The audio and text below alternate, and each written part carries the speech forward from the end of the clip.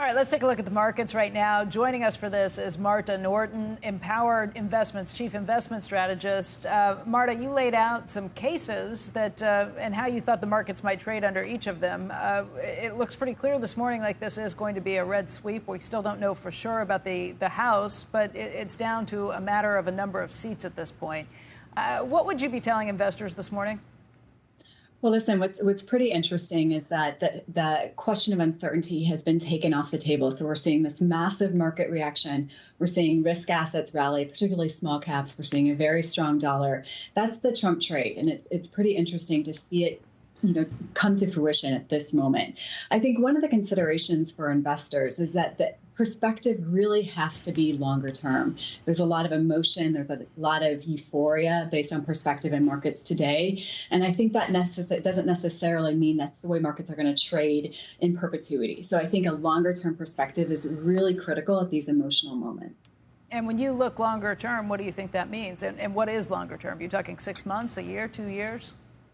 Well, I think that, somewhat depends on kind of the perspective of the investor. But I think if we're looking at kind of the enduring trends that are alive and well today, we have an economic perspective that's really a soft landing, this better balance between the labor market and inflation. That does mean rates are coming down. That is bullish for equities. And I think that's an enduring trade. But the real question mark here is how much those rates come down and what that causes from a market rotation standpoint. And I think that's somewhat of an open question today because you are weighing the consequences of a soft landing and of kind of Trump policies coming together. And so I think there's some element here where potentially we don't see the same kind of rotation that potentially we were anticipating earlier in the year, where we saw rates, the expectation that rates were going to really collapse and cause massive support. We had that 50 basis point cut from the Federal Reserve that can spur a lot of enthusiasm for equities. And now it's not clear that rates are going to come down quite to that same degree and cause quite that same tailwind. Let's assume that the House goes to the Republicans and that this is a full-on sweep. And that means Donald Trump can go ahead and do all of the things he's been promising, the things he wants to do. Right. How does that impact markets? Let's start with tariffs. Let's start with taxes. How do those policy changes that he's laid out, what will that mean for investors?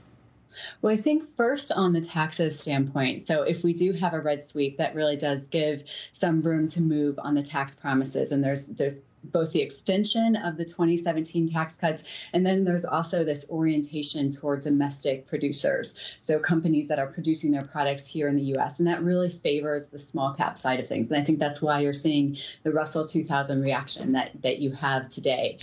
When you're talking about tariffs, it's something of an interesting question because it flips that a little bit, and the expectation for tariffs is that weighs on economic growth, and that causes the long end of the curve to have higher rates, and that's actually not quite as positive for the small caps. And so that's where there's that kind of push-pull between these different policies that is going to impact the long term. The tariffs question, again, we don't know how this will play out because we've had some Trump advisors tell us that this is just going to be a negotiating tool and it's really just going to be trying to get more manufacturing here in the United States. Those are some issues. If he follows through not just on extending the tax cuts, which I think everyone assumes will happen, extending those 2017 tax cuts, but the promises to not tax tips, to not tax Social Security, to not tax the litany of other areas where he said he would stop taxing some of these things. Do you think that has implications in the bond market? We do see the 10-year this morning at 447. Yesterday it was at 430. So that's a 17 basis point move. A lot of uncertainty still about what goes through, but if you're facing much bigger deficits.